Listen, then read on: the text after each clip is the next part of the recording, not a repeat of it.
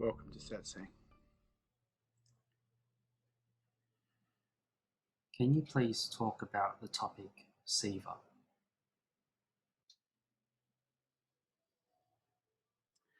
Seva means service. That's what the word Seva means.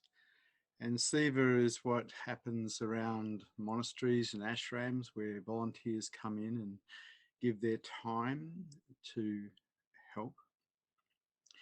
But for me, an understanding of Seva goes a great deal further, because when we choose to serve heart, we find that we end up in service in some way to the planet, to the plants, to the animals, to human beings, even to cleaning the carpet. Because the way of the heart, how love affects us, makes us want to take care of everyone and everything. And so Seva, for me, is synonymous with the way of the heart. And if we look at it from the perspective of human relationships, if we're really living the way of the heart, we are into serving everybody and everything. We're into serving our partners. And that becomes very beautiful, because instead of trying to get something or take something, we're trying to give something back, because this is how love affects our minds. We just want to give, we want to take care. And so altruism, which means giving without wanting anything back, is a part of Seva. The reward in Seva is actually the giving. The reward is the service itself. That's the beauty of that. And people go, well, that's a bit hard. But if you really love people, you really love the planet, you really love the trees and the plants, it's beautiful to serve them. It's beautiful to serve. And so Seva, for those who have chosen the way of the heart, tends to be all the time, not a part-time thing. And this is one of the ways that I discovered what I called manageable happiness. Because in serving heart, in serving others, there is a beauty, there is a happiness, there is a joy that arises. And so even if you don't become awakened, if you choose to serve heart as a pathway towards awakening, you are choosing a path that can bring happiness. Because there's not much happiness in self-service. You can't say that selfishness or self-centeredness brings joy. But giving does, being kind does, being loving does, taking care does. And so Seva for me is a very important part of life. If we have to be here, how are we going to live this life?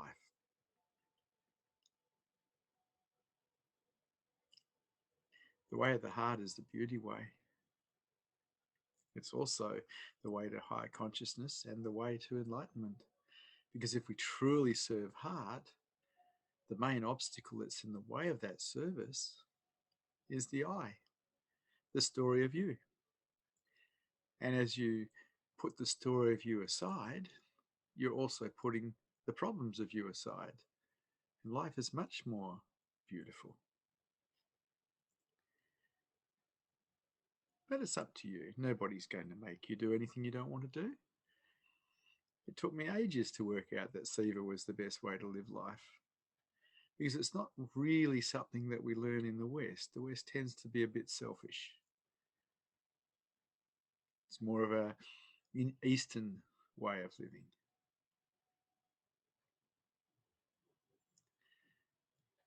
The way of the heart, so beautiful. And Seva is the way of the heart in action.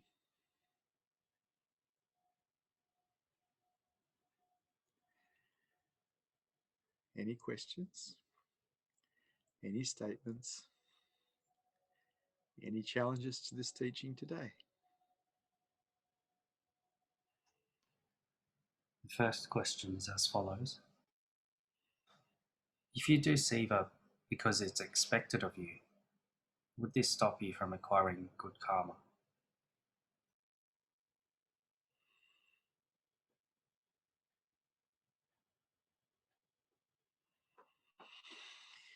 So the idea isn't to do Seva to get good karma. The idea is to do service because it's a beautiful way to live. The way of the heart is a beautiful way to live. It's not, you're not doing it because you want to get something. The whole idea of getting something is once again heads us back into selfishness and self-obsession.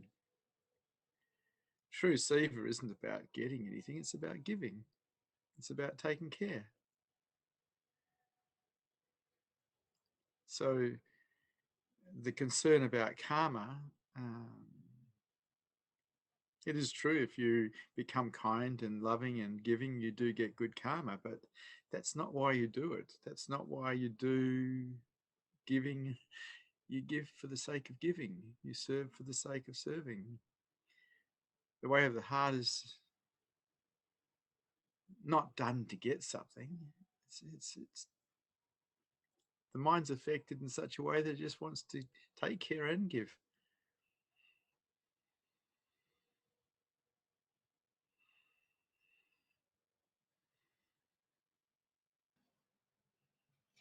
Is it possible to wake up just by doing Seva without any theoretical understandings?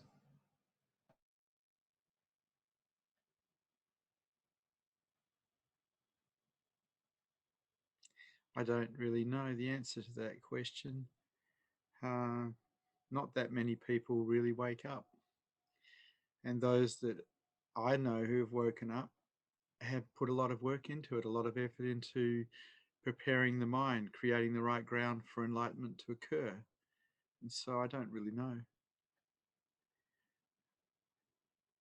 Finding people who are awake in itself is a bit of a task. A lot of people want to be awake, a lot of people want to wake up. But are they really willing to pay the price? Enlightenment is the ultimate in Seva, the ultimate in service, because you give up your life so you can be a light, so others may see continuously.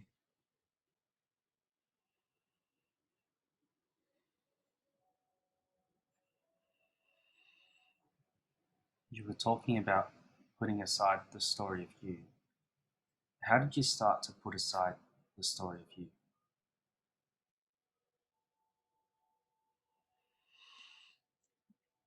I was working as a naturopath and psychotherapist, and I had a clinic connected to my home.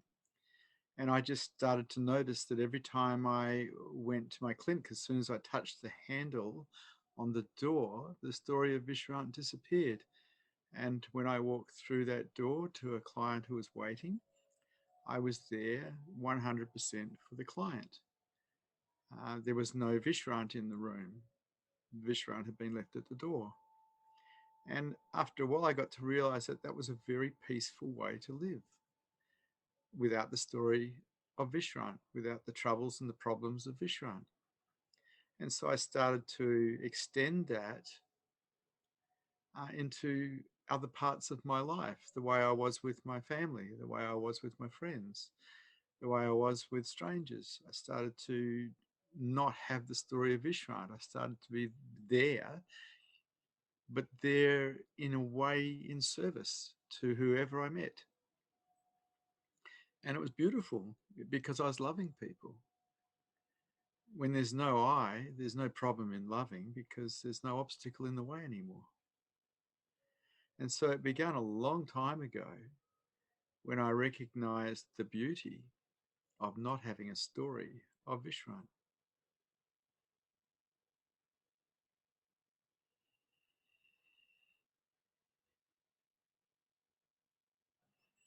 Was it a specific practice that allowed you to be there 100% for your clients when you started working, or did you find that it happened automatically? It was pretty automatic. I just gave my clients my totality. And if you're giving someone your totality, there's not much room for you in that totality. I was there 100% for them. I was listening 100% to them. I was watching 100% them. I was diagnosing 100% for them, treating 100% for them.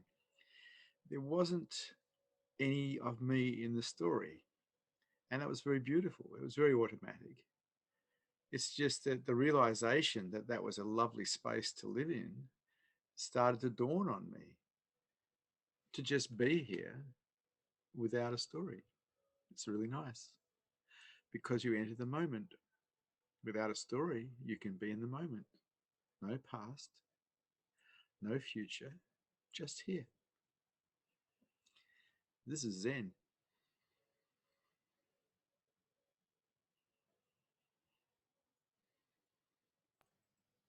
The following question is from a viewer. It seems like you said silence is guiding you, but not beingness guiding you. Isn't silence and the stillness distinct from beingness? Doesn't Seva help us experience silence, but not beingness? There's a certain truth in that. I mean, if you want to find yourself as truth, you turn awareness back to itself. You practice meditation, you practice openness. The thing about Siva is it should be practiced from a place of openness, and that openness will support enlightenment because the mind's not contracting, it's not attracting awareness back to itself. And it's just that we can go for enlightenment through the practice of self inquiry and meditation, and we may even find something. But what do we do then? We sit in a chair all day and stare into space? Or do we actually do something? My observation is if we move to doing something, that the way is the way of the heart because you don't do it for yourself. You're doing it for others. You're in service. What do you do once you wake up? Or what do you do when you're before you wake up and you're practicing self-inquiry? You can't sit in a chair all day long. You choose a way of life that's beautiful if you want. And I'm saying that the way of the heart is beautiful. It's a beautiful way to live this life. And the observation that I have of the way of the heart in the marketplace is that of service or seva. That's how it shows itself.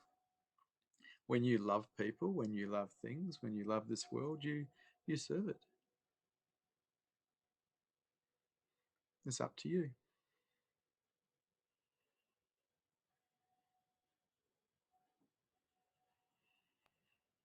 How do you go about your life without a story of you?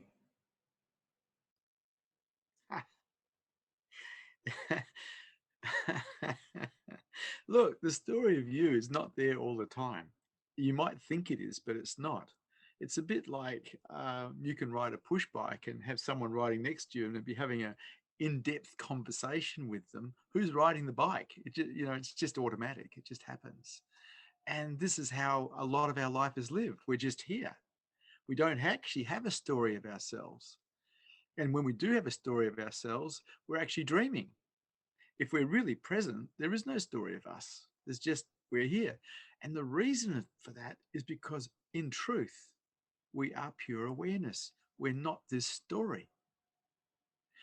The story pretends to be us, but we are that is aware of that. And we're here as that all the time. The story, which is not us, comes and goes.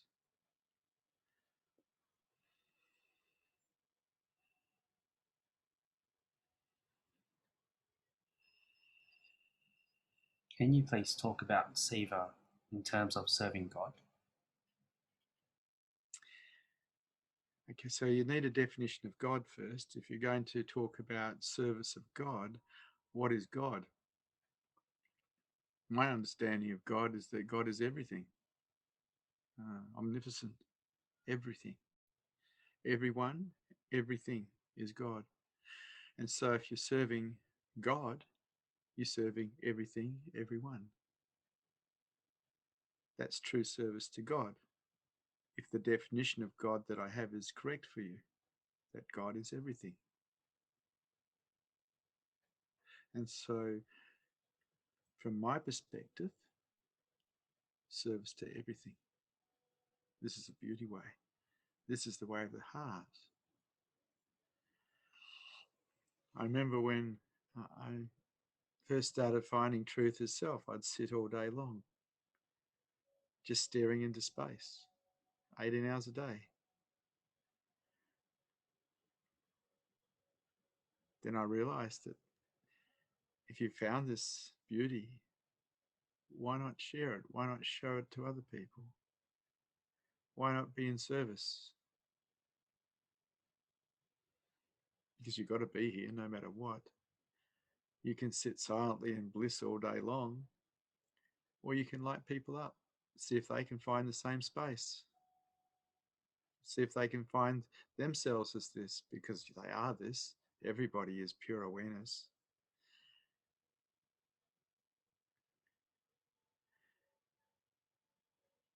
A life of Seva is a life of beauty.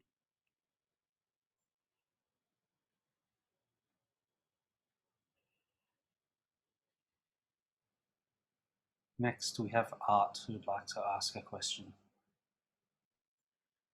Hello, Art. Hi, Vishrant. So I was watching one time and someone asked you what love is, and it's one point in there you just talked about how real it is. And seems like the most of the really enlightened teachers say that when you drop all attachments, love is real, and that it's very distinct from like psychological love, or which can be an attachment, kind of a greedy, just wanting things, or really enjoying some activity and wanting to do it a lot. You say, I love that activity. So when someone goes into awareness of awareness, I think it matters a lot how much love is there. And it can find themselves in the void, which I'm guessing is simply that awareness aware of itself.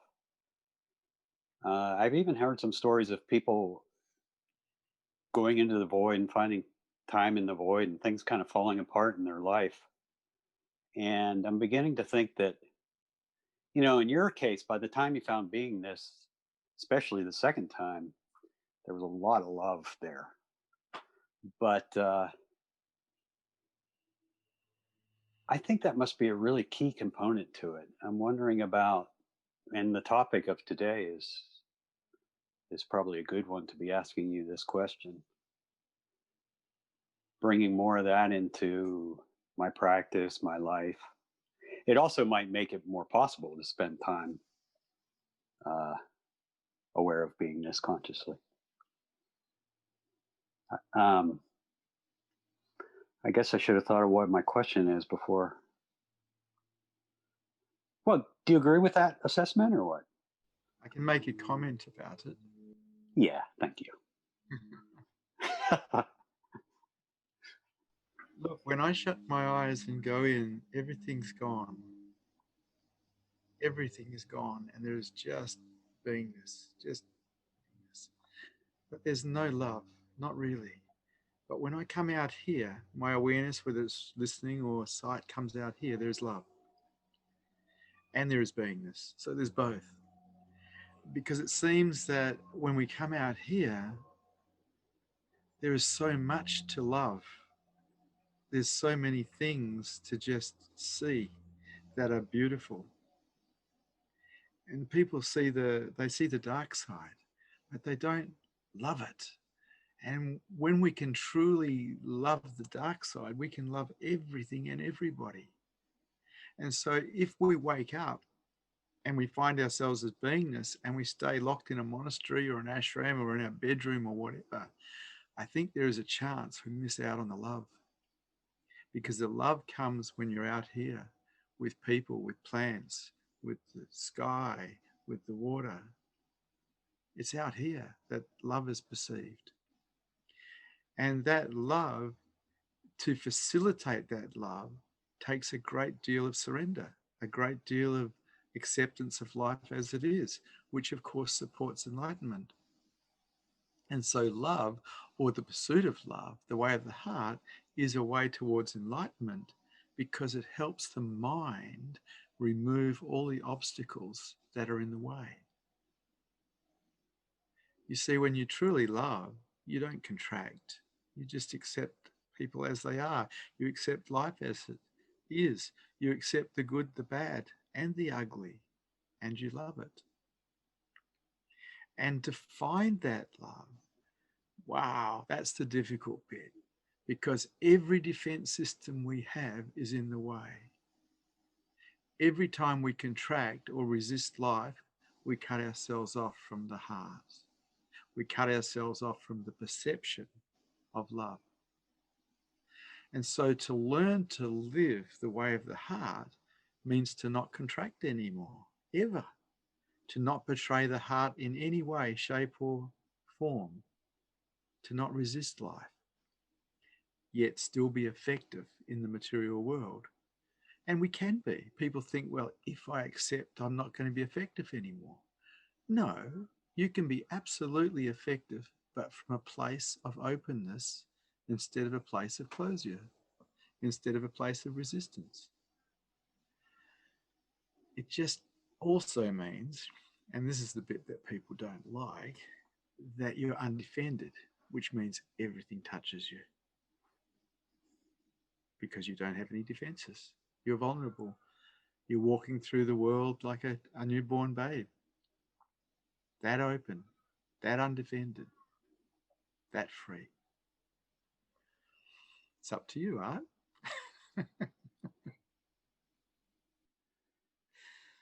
Great. I don't know if I covered what you wanted me to. What? Yeah, you did. So I think it's clear that I definitely have found awareness of awareness and spend a lot of time there. But I don't think I'm otherwise as advanced maybe as you were when you were at that point, because you've suggested a few times of really just doing that, being dedicated to that, pretty much only that. I'm going to give you a tip here, Art. When you Yeah. talk to me about the emptiness, when you talk about beingness, you go deeper into it. Yeah. And so if you can find people to talk to about that, which can't be described, you'll find yourself going deeper into it. How did you know that? Magic. Yeah, that's a good thought. When we talk about the truth and we're advanced, we go further into it.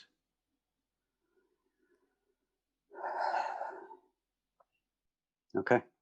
You could say that is magic, but that was my experience in the early days when there was the discussion about truth. If I was just talking about what I could see, man, awareness just went deeper and deeper and deeper into itself and further and further away from the mind. Oh, I thought you were saying to me personally, when I talk about it, you see me go deeper into awareness. You're saying when one goes in. Okay, I got you now. I'm saying if you find some friends who are actually into truth and talk to them about it. Yeah. Not from an academic point of view, from a describing point of view. Okay. Describing the direct experience or the direct knowing of what's there. Yeah, with love. It's a form of self-inquiry. Thank you. I'll say Yeah. like this. When I run mystery school retreats, quite often I'll have people get into groups of 5, and this is a little bit after the retreat has started, so everyone's got a sense of beingness to some degree because they've been in satsang for a while, and a person takes a turn, is asked by the other 4 people, describe the emptiness that you are. And in describing the emptiness, the person who's answering goes deeper and deeper and deeper into it and draws the other 4 into it as well. Huh. And this is a form of self-inquiry that works quite sweetly. Oh, so it happens to everyone. Okay. Oh, well, look, I'm sure there's some Yeah. people who miss the boat because they're Well, just not ready. But a lot of people just go, wow. And they find themselves as pure awareness, yeah. observing the world.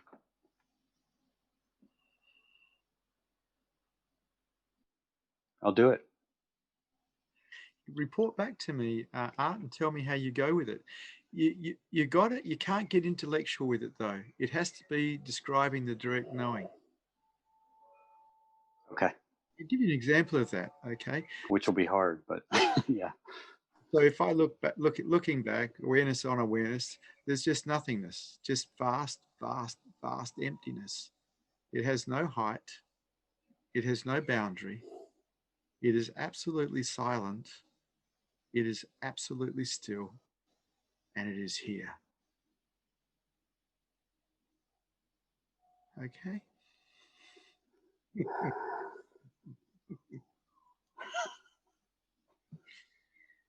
You are that.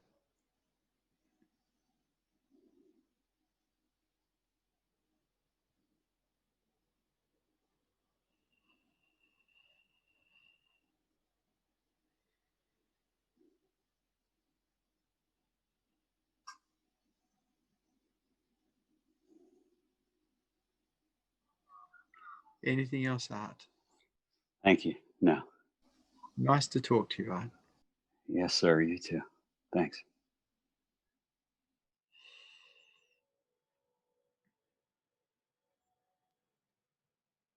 Next question. There is a Buddhist practice where you dedicate the merits of your actions to all sentient beings. Do you see any advantage in doing such a practice? Truthfully, I don't know. I'm really not into the mind and what the mind can or can't do. I'm into beingness and I'm into the heart. And my mind serves beingness and serves heart. Knowing self as beingness, there is no one to pray to. Knowing self as beingness, everything is one anyway. If you really want to be in service, give your life to truth and become a light so others may see. Then your whole life is in service. It's very beautiful. It's up to you.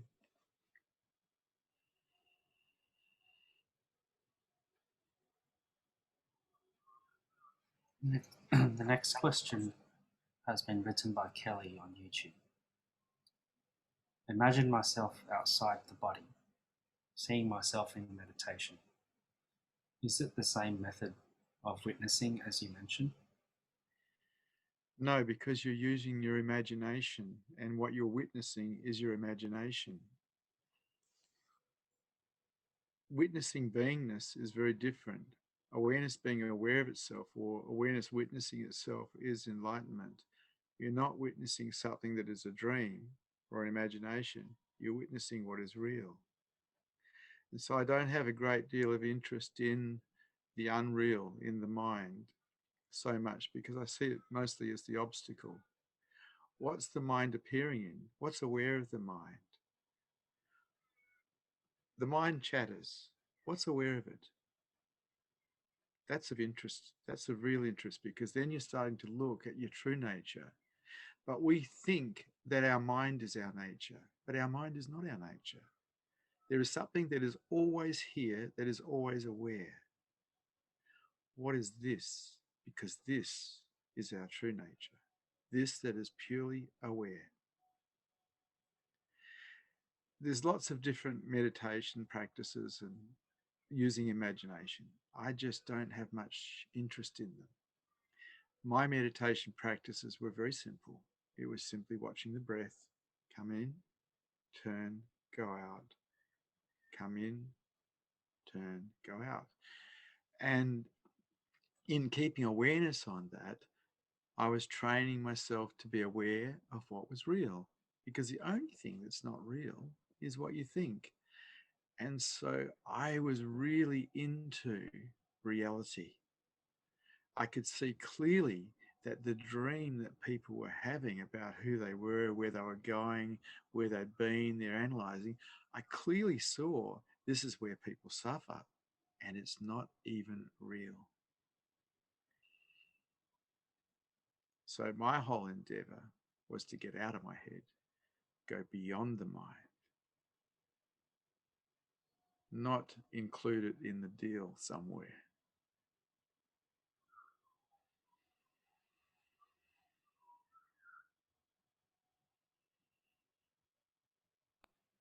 Are there different levels of Seva depending on the task being completed, or is it all equal? Well, if you're doing Seva with totality, you're doing Seva. It's just about totality. Are you totally doing it in Seva? You're totally doing it for others or for the benefit? Look, even if you're vacuuming the floor, you can be in service to the carpet by cleaning it. And if you're totally there, well, that's the highest Seva you can have, really.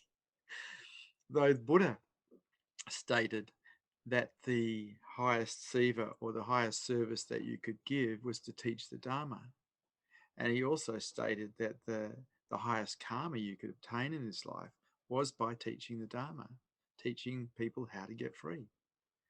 And I don't actually know if that's true or not, but it may be true.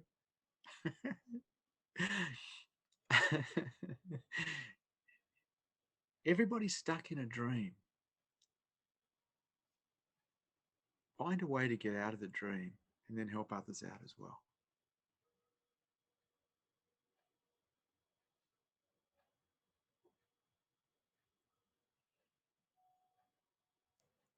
You spoke about being so undefended that everything touches you, but you've also talked about having an equanimous mind and being so detached that nothing catches. How do these two aspects of vulnerability and equanimity meet? Okay, so the mind stays still even when pain occurs. It's not like you surrender and pain doesn't exist anymore.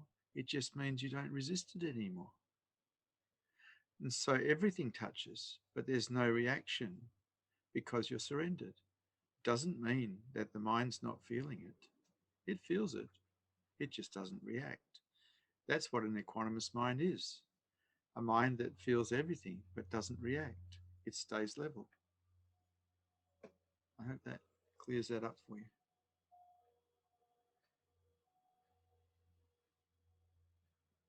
The following question is from a viewer. I meant to ask if beingness is the same as the silence and the stillness before, but I didn't make it right. Silence and stillness are symptoms of beingness. And so beingness itself cannot possibly be described really. But some things we can say about it. It is silent, it is still, it is vast, it is empty, it is nothingness, it is everythingness. Now, if that doesn't complicate it, nothing will. The symptoms of beingness from the mind's perspective are silence and stillness, peace. Shanti, shanti, shanti.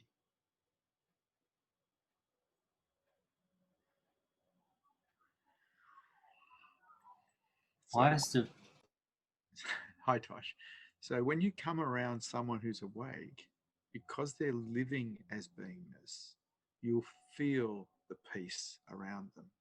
You'll feel the silence. you'll feel the stillness around them. It's palpable.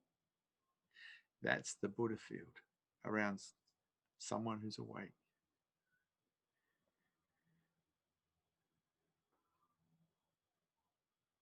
Go ahead, Tosh. Why is devotional service not a well-known concept in Western society? Well, there's two paths to enlightenment in India. There's the bhakti path and the jnana path. The jnana path, the path of discipline. The bhakti path, the path of devotion, which includes seva. It includes the way of the heart. When you can combine the jnana path, the path of discipline, with the path of the heart, the bhakti path, you've created an environment for people to wake up in the marketplace. If we're just doing discipline, we can wake up in a monastery or an ashram or a cave. If we're just doing heart, we may miss because we're not got the discipline to turn awareness back to itself or quieten our mind. But when we operate both of them together, the discipline and the way of the heart, we're setting ourselves up to create a mind that will support enlightenment. And so those in the West don't really understand the bhakti path because the devotional path is not something that we do here. We do a little bit of the discipline, and so we get that. So most Westerners actually like the jnana path. They prefer discipline, whether it's through yoga or meditations or self-inquiry. But truthfully, if we want to wake up in the marketplace, we probably need both paths together. Because the path of the heart has us remove all the obstacles that are in the way of love. And in removing all obstacles that are in the way of love, we're creating a mind that will support enlightenment. And so self-inquiry meditation can take you to beingness, to knowing self as truth. The way of the heart can help produce a mind that will support that.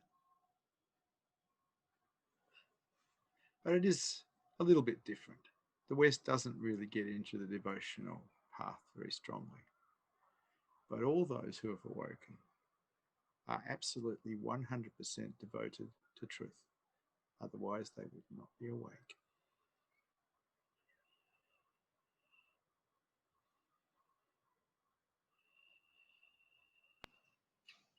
How do I know if my actions of service are truly for others with nothing in it for me? It took me a long time to learn to be altruistic because I was very clever at being seen as a giver by myself and by others. When I chose the way of the heart some 30 years ago, I wasn't good at it.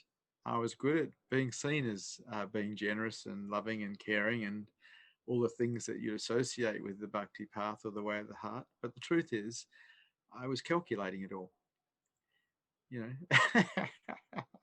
And I had to learn to give just for the sake of giving. And it took a lot of practice, but I had the intention of giving for the sake of giving. I wanted to be able to do that. I was sick of the selfish Vishrant. He'd been around the block too many times. I wanted a different way of life. And I knew that the way of the heart was that life. And so I practiced selfless giving. I practiced altruism. I practiced taking care. And I practiced not looking for reward in it. It was a practice.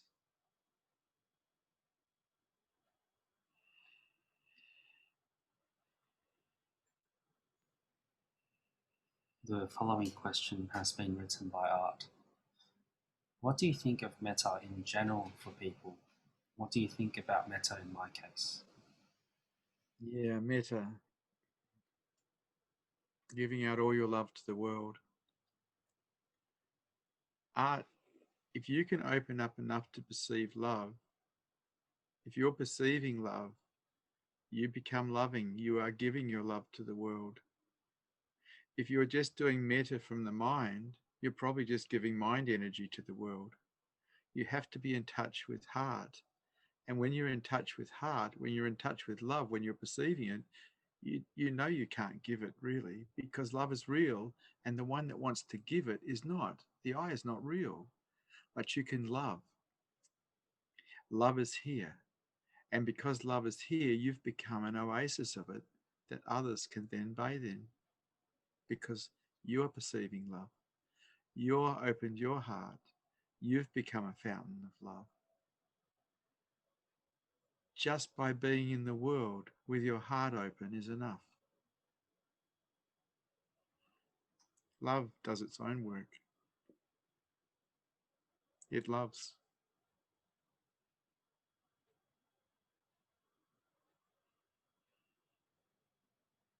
Can being a mother or a parent count as devotional service? Yes, it can. As a matter of fact, that's where a lot of people learn to become selfless, because they have to put themselves aside, or they have to learn to put themselves aside for the benefit of someone else. In the case of parents, their children. And in learning to put ourselves aside for the sake of someone else, we are learning the way of the heart. So, yes.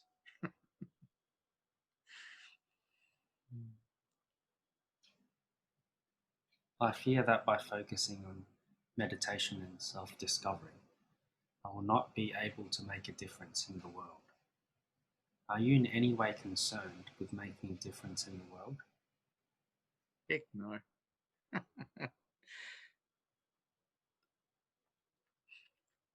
I teach the Dharma. I teach a way to freedom. If people hear me, great. If people don't hear me, great. I have no expectation whatsoever. Like a lighthouse that turns around and around in the dark night, shining its light to the ships. It has no expectation that the ships will see it. It has no expectation of what's going to happen. It just shines the light.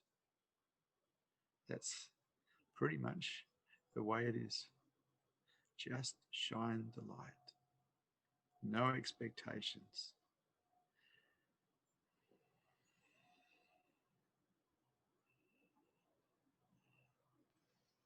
If I help others because it makes me joyful, is that still a selfish motivation? No, just keep helping others and be joyful. There's nothing wrong with joy. The world could do with a lot more joy, actually. It's a pretty sad place for a lot of people. Bringing joy into the world is a gift in itself.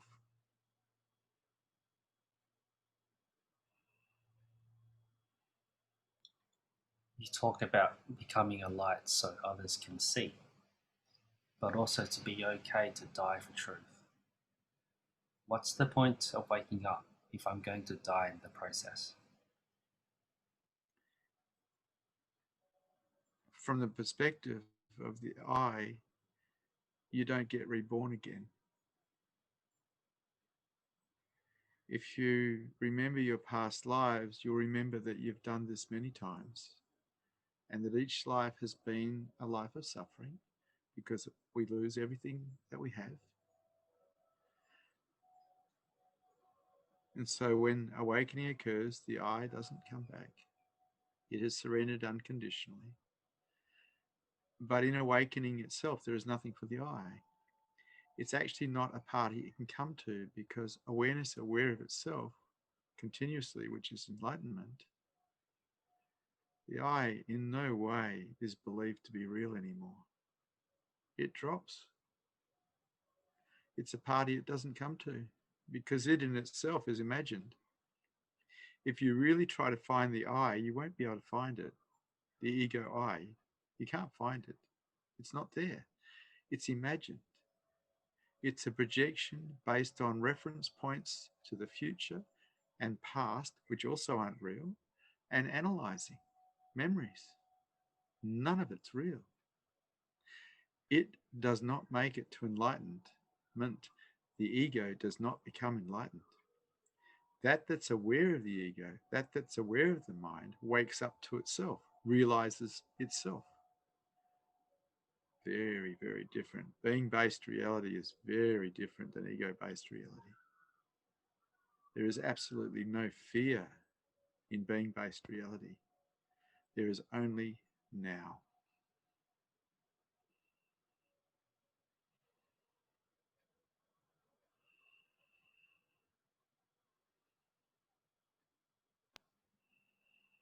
This following question is from a viewer. Is chanting actually helpful? If you like chanting, chant. it can bring the mind to a stillness. I've noticed that. It hasn't been my way, so for me to make a comment on it would be unfair. My way was meditation and self-inquiry and the way of the heart, which is openness. And so for me to make a comment on chanting wouldn't be a good thing to do, because I didn't have the experiences that some people talk of. I used to love the Gayatri mantra, 108 times a day, used to sing it. I used to love it, but it wasn't my way. My way was more a Zen way, which is the way of being here now, meditation, self-inquiry. And I combined that with the way of the heart, being in service. If chanting suits you and you get something from it, go for it. I'm absolutely pragmatic. Whatever works is worthy.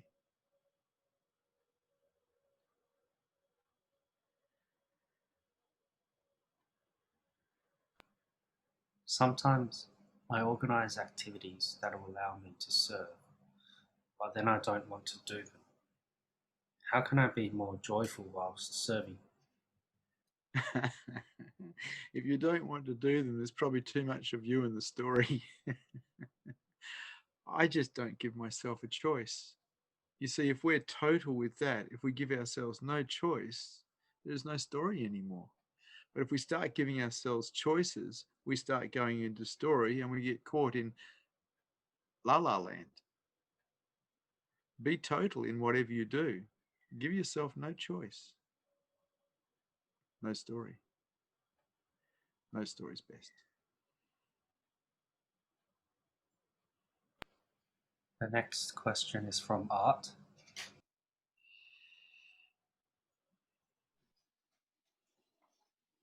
Hi. So it seems like I should spend a little more time around people, and that's been a bit weird for me lately. They seem, I don't know if it's COVID, I don't think it's just COVID.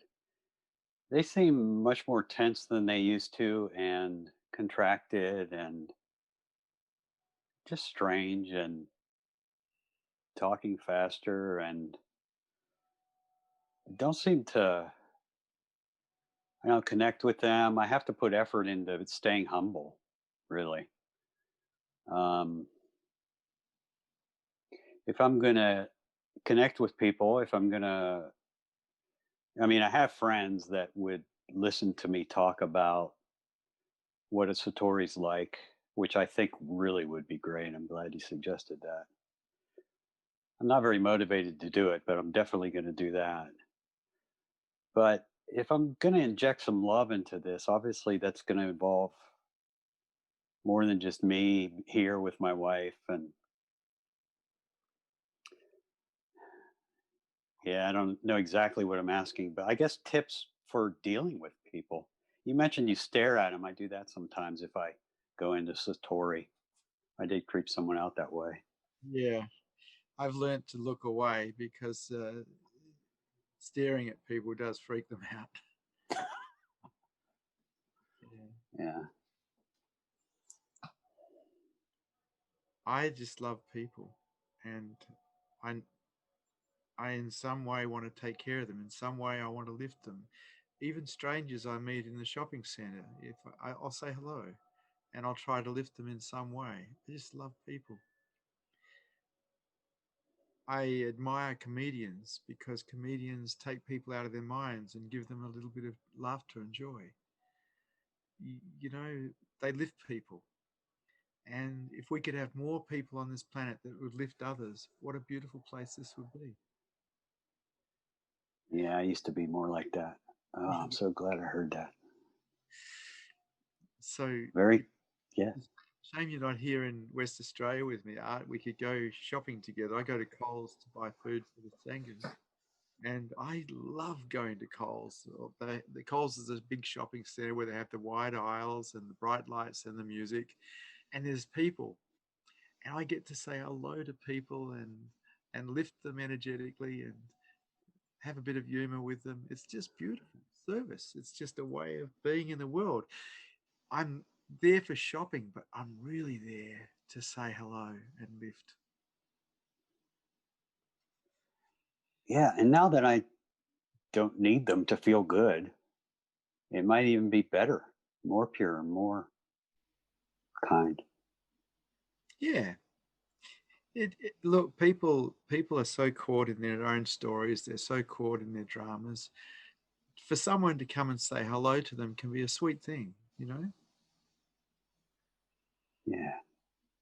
Word. And a smile, you know, maybe a joke.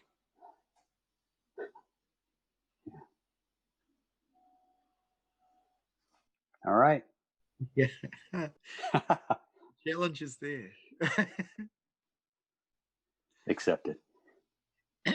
You need to be a little bit careful where you are. I don't know where you are, but in Australia, where I am currently, there is no COVID-19, and so it's very easy to be here. You don't see people with masks on that often here, because COVID hasn't been here for a long, long time. Our borders are shut. Uh, but I understand the rest of the world is having a real problem with infection, and you have to be a little bit careful to protect yourself and to protect others.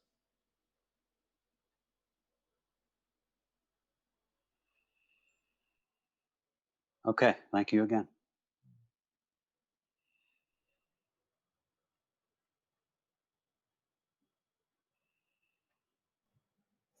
When practicing the way of the heart, is there still times when we need to be in Seva to ourselves, like taking time off and resting?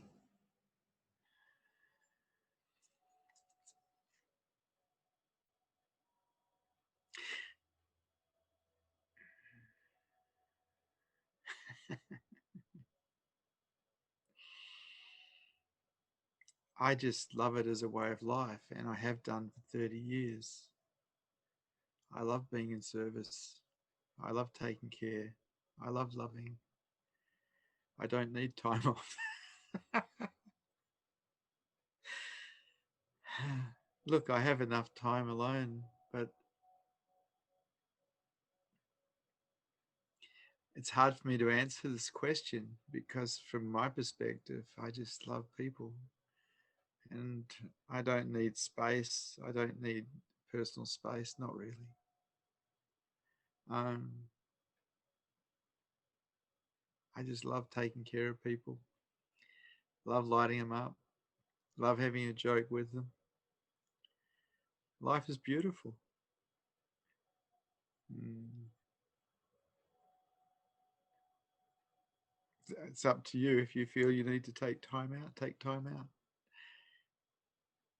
The more you open up, the more you open your heart, the more you remove the obstacles that are in the way, the more love there is perceived, the more you love people, the more you just want to be in service. Up to you. It's very beautiful.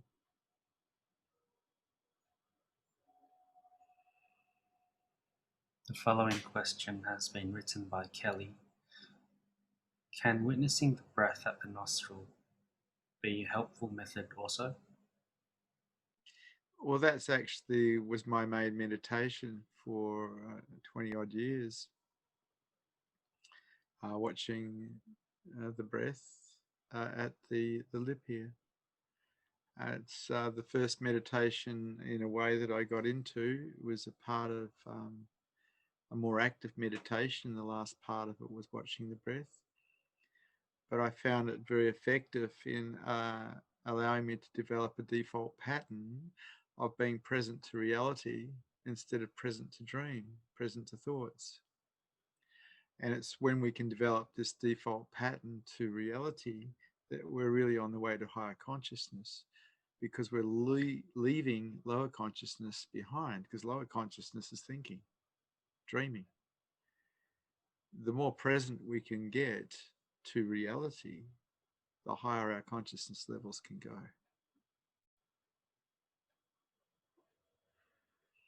So it's up to you. What are you going to do?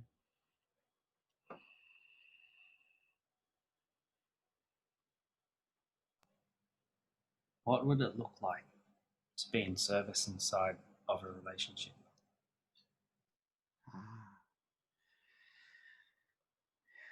If you're in a relationship, you're lucky because you've got someone to love. And when you love someone, it's very beautiful. It doesn't really matter what they're like, because you're the one that's going to facilitate love or not them. And when we move into a relationship where we love the other and cherish the other, the relationship is very nourishing. But if we haven't got love in the relationship and we're not cherishing the other, the relationship will be very dry, very dissatisfying.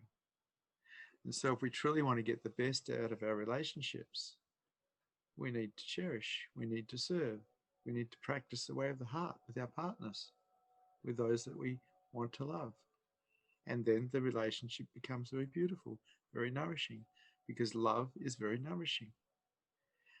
But we might have to put a fair bit of our own belief systems aside to do that. We may have to put ourselves aside to do that, to be in true service to our partners. If all we want to do is be right all the time, we're likely to destroy our relationships. Sometimes you have to put yourself aside to make it work. And people might see that as codependence. But if you're doing it from a place of love, it's not codependence. It's only codependence if you're doing it because you don't want to be abandoned or rejected or something else like that. There's a true beauty in being in service to your own partner, as there's a true beauty in being service to your children, because you get to experience love. And love is the true jewel of consciousness on this plane. Nothing else. Thank you for Satsang. Good to see you brave hearts here today.